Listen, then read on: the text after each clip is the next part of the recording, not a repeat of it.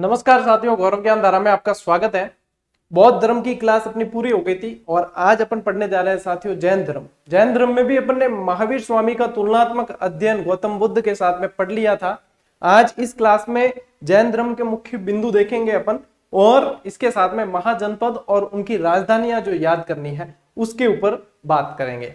साथियों, आप लोगों की जो एक सूचना जरूर देना चाहूंगा कि जो ऐप पर टेस्ट सीरीज से अभ्यास कर रहे हैं विद्यार्थी, तो 2-3-4 दिन उनको थोड़ी सी असुविधा होगी क्योंकि सर्वर अपग्रेडेशन का काम चल रहा है। टेस्ट सीरीज की संख्या बहुत ज्यादा हो गई अंदर और स्टूडेंट भी बहुत सारे अभ्यास कर रहे हैं एक साथ, तो इसलिए वो सर्वर जो है बीच बीच में पूरा मतलब भर जाता है। तो इसलिए अपग्रेडेशन का काम चल रहा है। रविवार या सोमवार तक अपग्रेडेशन हो जाएगा, तो न सिर्फ पहले की जैसी स्पीड बल्कि उससे फास्ट स्पीड, क्योंकि बड़ा सर्वर पे माइग्रेट कर रहे हैं तो अच्छे से काम करेगा, तो और भी आपको अच्छी गुणवत्ता और अच्छी स्पीड देखने को मिलेगी। लेकिन उसके लिए थोड़ा सा धैर्य आपको रखना पड़ेगा, थोड़ी सी सहयोग की अपेक्षा करता हूं। और अब अपन इस क्लास को शुरू करते हैं।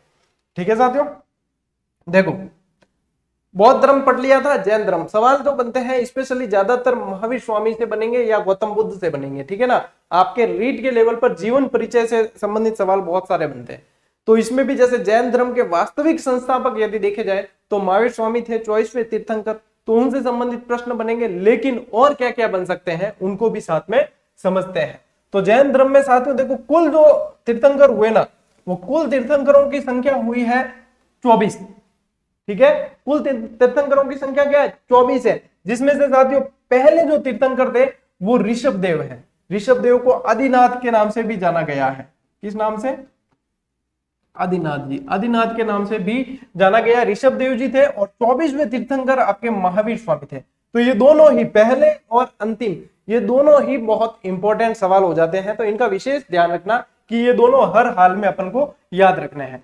महावीर स्वामी ने साथियों अपने भाई नंदीवर्धन से परमिशन ली। अनुमति किससे ली? भाई गृह त्याग करना है, संन्यास लेना है या जो भी है, तो घर में किसी न किसी की तो अनुमति लेनी पड़ेगी, पूछ के जाना पड़ेगा। तो अपनी यहाँ पे जो इन्होंने आज्ञा ली वो अपने भाई नंदीवर्धन की ली और इनकी आज्ञा से गृह त्याग किया। तो ये भी एक इंपॉर्टेंट सवाल है साथियों, इसका भी आपको ध्यान रखना है। ठीक है, महावीर स्वामी के प्रथम शिष्य जो थे वो जमाली थे, जो इनके दामाद भी थे और ऐसा बताते हैं कि इनके भांजे भी थे।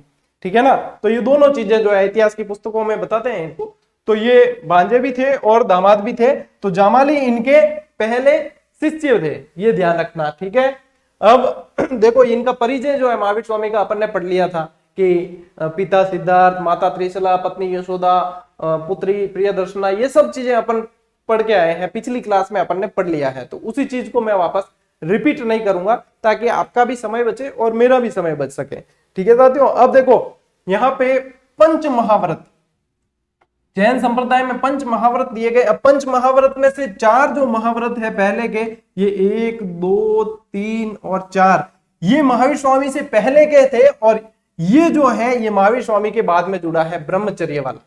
ये 5 महाव्रत जो है साथियों ये जैन भिक्षुओं के लिए होते थे, लेकिन जो गृहस्थ होते थे, गृहस्थों के लिए होते थे अणुव्रत। ठीक है ना, ये भी ध्यान रखना है। ये तो हो गए आपके जैन साधु संत भिक्षुओं के लिए, और गृहस्थ जो होते थे, गृहस्थों के लिए होते थे अणुव्रत। ठीक है, ये भी आप थोड़ा सा ध्यान रखना, क्यों पंच महाव्रत पढ़ रहे हैं तो अणुव्रत भी ध्यान रखें। देखो सत्य, सत्य यानी सदा सत्य बोलना है। ठीक है, सत्य, अहिंसा, ये देखो गांधी जी के जो अपन पढ़ते हैं गांधी जी के सिद्धांतों के अंदर, उसमें ये चीजें काफी मिलेगी। सत्य, अहिंसा, जीव हत्या नहीं करना, न सिर्फ हत्या बल्कि मतलब किसी तरीके से उसे हानि नहीं पहुंचाना, चोट नहीं पहुंचाना, ये भी इसके अंदर आता है। ठीक है ना, जब भी आप देखते हो ज्यादातर यदि देखोगे तो जैन संप्रदाय के जो लोग हैं, अपने मेरे भी काफी सारे मित्र हैं, तो जैन जो होते हैं उनके देखना ज्यादातर जो है वो जैसे महाराज सा कहते हैं उनको। ठीक है ना, जो दीक्षा वगैरह ले लेते हैं, तो उनके कपड़ा लगा होता है एक मुंह के आगे। उनका कारण है कि जहां तक है कोई जैन बंधु देख रहे होंगे तो बताएंगे ये सही है या नहीं, तो मैं भी अपनी जानकारी दुरुस्त कर लूंगा। तो जहां तक वो मतलब जब बोलते हैं तो मुंह से जो भाप निकलती है, जो ऊष्मा निकलती है, उससे भी जो वातावरण में छोटे छोटे जीव कीटाणु वगैरह होते हैं, जैसे जीवाणु वगैरह जो भी, तो वो भी नहीं मरे, इसलिए वो एक तो कपड़ा लगा के रखते हैं। सांस लेते टाइम अंदर नहीं जाए तो अंदर जाके भी नहीं मरे इसलिए भी कपड़ा लगा के रखते हैं। तो कंदमूल वगैरह नहीं खाते हैं, क्योंकि कंदमूल में बहुत सारे जीवाणु विषाणु वगैरह होते हैं, तो वो भी नहीं मरे इसलिए कंदमूल नहीं खाते हैं। तो शाम को मतलब लेट नाइट भोजन नहीं करते हैं, शाम को कर देते हैं, अपने जैसे तो लेट नाइट करते हैं, ठीक है ना। तो मतलब सूर्यास्त से पहले कर लेते हैं ताकि उस समय भी किसी जीव की ऐसी मतलब कोई हानि नहीं पहुंचे। तो मतलब इतना इनके नियम वगैरह होते हैं। तो ये इन महाव्रतों के कारण ये होता है, ठीक है। अपरिग्रह, अपरिग्रह यानी संपत्ति संग्रह नहीं करना।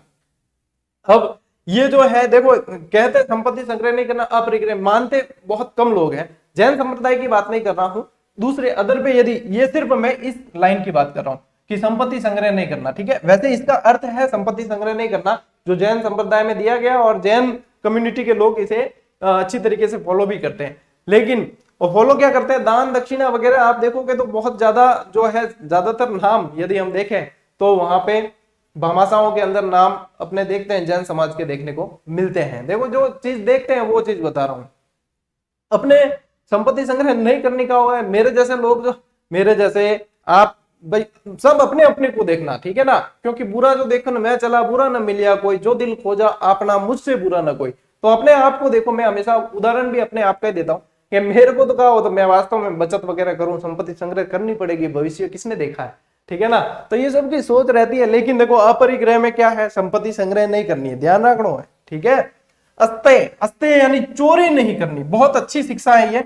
ब्रह्मचर्य यानी इंद्रियों पर नियंत्रण, जितनी भी इंद्रियां हैं मानव शरीर में, और उनपे जो है इच्छाओं पे काबू, कुल मिला के कहने का मतलब ये इंद्रियों पे नियंत्रण का मतलब क्या है, इच्छाओं पे काबू, कंट्रोल करना, ठीक है ना।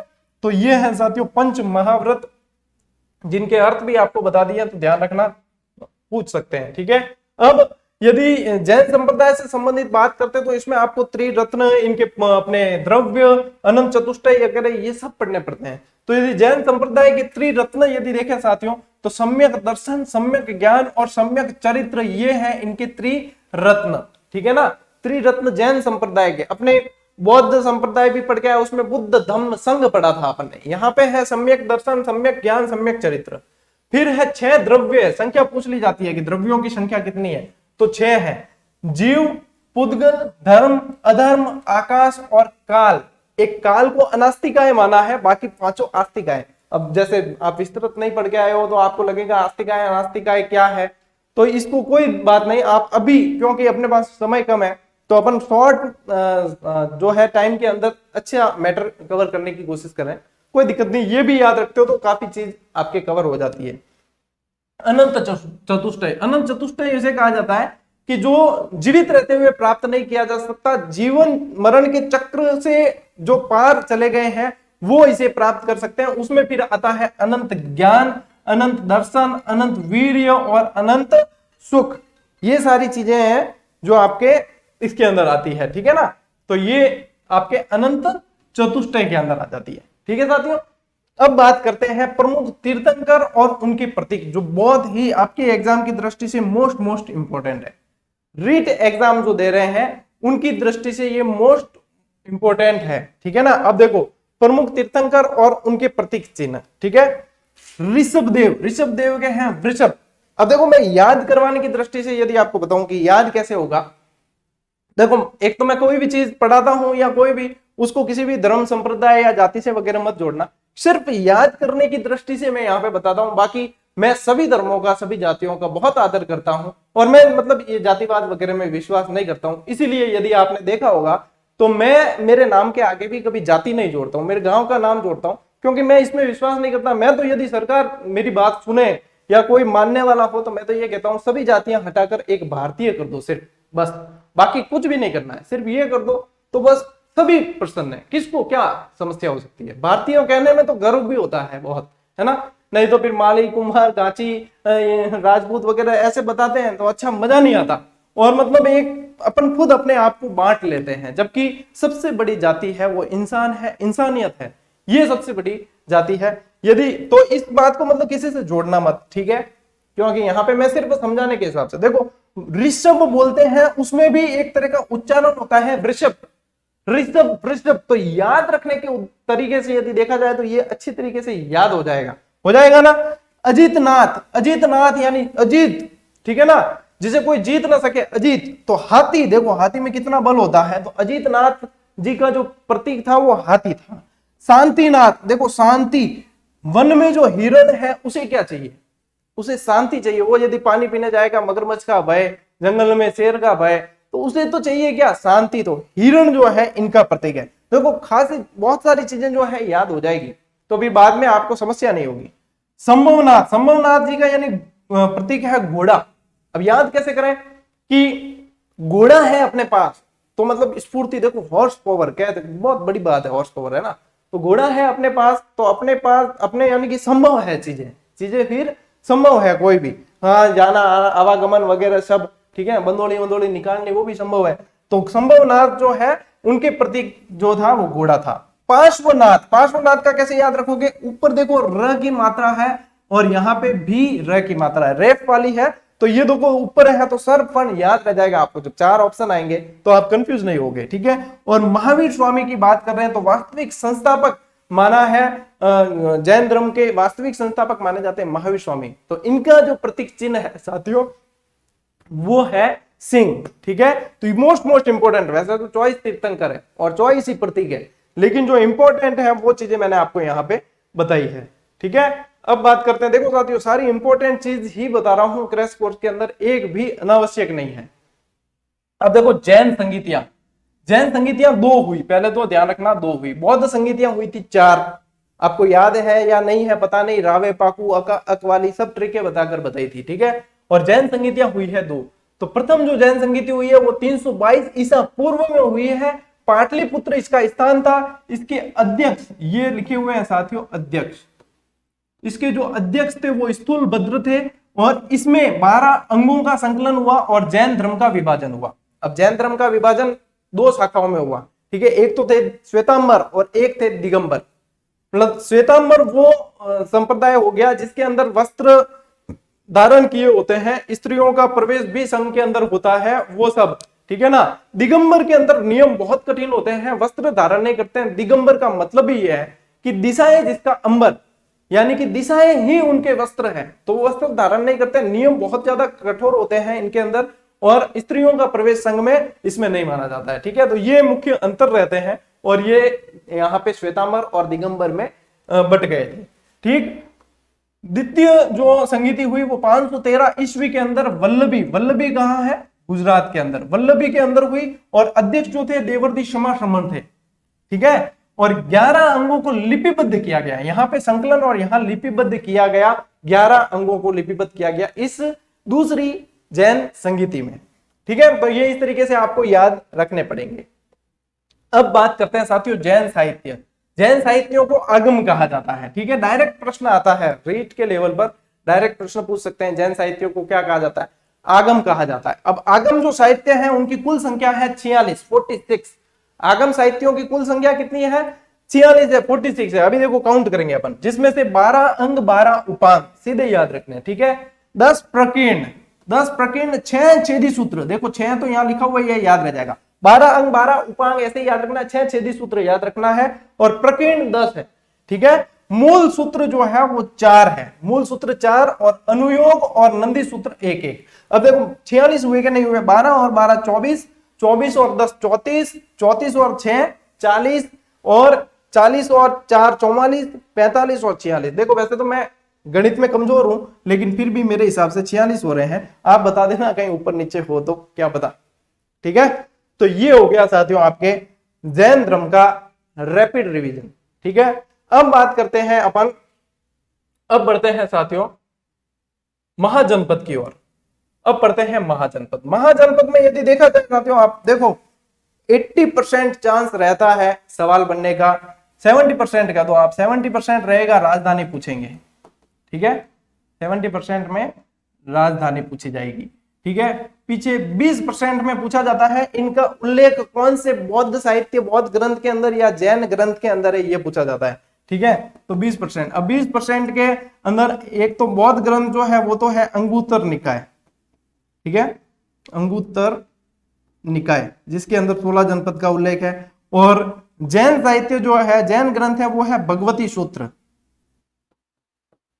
भगवती सूत्र। तो ये 20% चांस रहता है इस सवाल का, सीधे सीधे बनते हैं। और 70% चांसेस रहते हैं राजधानियां पूछी जाती है। ठीक है, तो अब राजधानियां यहां पे अपन पढ़ लेते हैं अच्छी तरीके से। 16 जनपद थे और 16 जनपदों की राजधानियां आपको ध्यान में रखनी है। देखो काशी और वाराणसी तो आपको 100% याद हो जाएगा, आप कंफ्यूज उसमें बिल्कुल भी नहीं होने वाले हो। ठीक है, अब कौशल जो है साथियों श्रावस्ती है। अब ये यदि देखा जाए ना तो ये वैसे सरयू नदी इसको दो भागों में बांटती थी, तो ये कौन सा वाला क्षेत्र हो गया, ये अयोध्या वाला क्षेत्र हो गया। ठीक है, अभी मैं वर्तमान क्षेत्र भी बताऊंगा इसके। अंग की राजधानी है चंपा। अब मैंने चंपा ऐसे लिखा है, अब मैं लिखने को चंपा ऐसे भी लिख सकता था, तो यहाँ पे अपन क्या होगा, बिंदु से जो है याद रख लेंगे कि अंग की राजधानी चंपा है। ठीक है, मगध की राजधानी साथियों राजगृह या गिरिव्रज कहते थे। ठीक है ना, तो राजगृह याद रखना। मगध बहुत ही शक्तिशाली महाजनपद था उस समय, तो मगध की राजधानी राजगृह। ठीक है, बहुत शक्तिशाली था यानी कि राज करता था, तो राजगृह से ध्यान रखना, राज करता था से ध्यान रखना कि राजगृह। वज्जी की राजधानी साथियों वैशाली थी, और मल्ल की राजधानी उत्तरी तो थी, मतलब प्रथम तो थी कुशीनगर। ठीक है, प्रथम और द्वितीय इसके अंदर, प्रथम तो थी कुशीनगर और द्वितीय थी पावापुरी। ठीक है ना, तो ये मल्ल और वज्जी ये दो जो है साथियों, वैसे बाकी तो सारे राजतंत्रात्मक थे, और ये मल्ल और वज्जी जो थे ये दो गणतंत्रात्मक थे, बाद में गणतंत्रात्मक हो गए थे। ठीक है ना, तो ये यहां पे ध्यान रखना। चेदी की राजधानी साथियों शुक्तिमती थी। ठीक है, चेदी की राजधानी शुक्तिमती थी। वत्स की राजधानी थी कौशांबी। ठीक है, वत्स की राजधानी कौशांबी। पांचाल की राजधानी उत्तरी पांचाल, देखो ये दो भागों में है, उत्तरी पांचाल की राजधानी थी अहिछत्र, और दक्षिणी पांचाल की राजधानी थी काम्पिल्य। ठीक है, और यदि आप एक शब्द पढ़ने में आता है कान्यकुब्ज, यानी कि कन्नौज भी अगर उस समय माना जाता था तो इस पांचाल के अंदर ही माना जाता था। ठीक है ना, तो कन्नौज भी पांचाल में आता। मत्स्य प्रदेश, अब मत्स्य भी वैसे दो भागों में था। अपर मत्स्य अपने राजस्थान के अंदर अपन पढ़ते हैं अपर जनपद। ठीक है ना, तो वो इसी का भाग था। मत्स्य महाजनपद की राजधानी थी विराटनगर। सूरसेन की राजधानी थी मथुरा। यहाँ पे मात्रा से पकड़ के याद रखना कि सूरसेन की मथुरा है। अवंती उज्जैन डायरेक्ट याद होता है। ठीक है, तो अवंती उत्तरी अवंती उज्जैनी, ये तो है उत्तरी। ठीक है, उत्तरी उज्जैनी, और दक्षिणी है आपके महिष्मति। ठीक है, कुरु जो है देखो पांडवों के समय से संबंधित है, कुरुक्षेत्र के अंदर युद्ध हुआ था, तो कुरु की राजधानी इंद्रप्रस्थ है। गांधार ये अपने तो अफगानिस्तान की तरफ वाले एरिया में आ जाती है ऊपर, गांधार और कंबोज। तो गांधार की है तक्षशिला और कामोज की है हाटक। अश्मक जो है दक्षिण की तरफ है, तो अश्मक की राजधानी है साथियों पोटन और पोटली। दो बार और पढ़ना है और याद हो जाएगा आपको। ठीक है, चलिए मैं आपको मैप पर लेकर चलता हूं, मैप से थोड़ा सा और स्थिति भी क्लियर हो जाएगी आपके यहाँ पे कि क्या कैसे है। ठीक है, देखो गांधार जो है वो इस तरफ है आपके। ठीक है, गांधार आ गया यहाँ पे, ये तक्षशिला इसकी राजधानी है गांधार की, ये यहाँ पे इस जगह पे है। ठीक है, तो मतलब अफगानिस्तान की साइड। और यहाँ पे ये जो है कंबोज की राजधानी हाटक है। ठीक है, हजारा वाला जो क्षेत्र है ना, अपन पढ़ते हैं ना वो अभिलेख पढ़ते हैं, उसके अंदर अपने हजारा भी आता है शब्द, तो वो हजारा वाला। सूरसेन की राजधानी मथुरा ये यहाँ पे है। पांचाल अहिछत्र और काम्पिल्य ये आ गई। कौशल की श्रावस्ती, मल्ल की कुशावती या कुशीनारा कह दो आप। ठीक है, काशी की वाराणसी, वज्जी की वैशाली आ गई। अंग की चंपा, ये लिखा हुआ है मगध, ये लिखा हुआ है मगध, मगध की राजगृह है, मगध की राजगृह है। ठीक है ना, वत्स की कौशांबी है, चेदी की शक्तिमती है जो बुंदेलखंड वाला क्षेत्र है, अवंती की उज्जैन और महिष्मती, अस्मक की पोटली पोटन, ठीक है गोदावरी नदी का क्षेत्र है, और मत्स्य प्रदेश ये यहाँ पे है, इसकी है अपने विराटनगर। ठीक है, और कुरु की इंद्रप्रस्थ यानी दिल्ली मेरठ हरियाणा वाला भाग है, वो आ जाता है कुरु अपने क्या कहते हैं ये इंद्रप्रस्थ। ठीक है ना, इंद्रप्रस्थ इसकी राजधानी है, ये है। अब देखो एक और स्लाइड में आपको देता हूं जिसके अंदर अपने वर्तमान क्षेत्र भी लिखे हुए हैं और अच्छी तरीके से समझ में आएगा। देखो अंग की राजधानी चंपा, अनुस्वार ऊपर बिंदु से पकड़ना है। ठीक है, मगध की राजगृह, काशी की वाराणसी, कौशल की अयोध्या। ठीक है ना, मैंने बताया था आपको कि अयोध्या भी सरयू नदी निकलती है तो अयोध्या भी कह सकते हैं। वज्जी और मल दो स्टार लगे हुए हैं यानी कि ये दो गणतंत्रात्मक थे। ठीक है, इसकी आगे आपके मिथिला। ठीक है, अब कई जने कंफ्यूज होंगे, कंफ्यूज किस में होंगे आप, कंफ्यूज हो गए इसके अंदर वज्जी के अंदर। कि सर आपने तो ये बताया और ये देखो, ये मिथिला भी कहते थे इसे, ठीक है ना। वज्जी की जो ये वैशाली राजधानी है इसे ही मिथिला भी कहा जाता था, तो कंफ्यूज मत होना, ठीक है।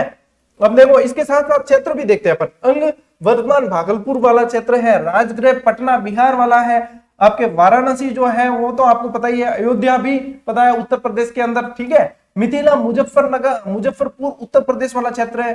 फिर आपके मल्ल की आ गई, आपके कुशावती जो देवरिया उत्तर प्रदेश वाला क्षेत्र है। चेदी की है शक्तिमती बुंदेलखंड वाला क्षेत्र है। वत्स की कौशाम्बी जो इलाहाबाद वाला क्षेत्र वर्तमान में, कुरु इंद्रप्रस्थ यानी कि आधुनिक दिल्ली हरियाणा और मेरठ, ठीक है। पांचाल की है साथियों अहिच्छत्र जो आपके आ जाता है आपके, यदि यूं देखा जाए ना, फर्रुखाबाद और उत्तर प्रदेश, लेकिन कुछ क्षेत्र यदि देखा जाए तो इसी को मानते हैं अपन एक बार। पांचाल जो है अहिच्छत्र इसकी राजधानी। मत्स्य जो है विराटनगर इसकी राजधानी जयपुर वाला, ठीक है।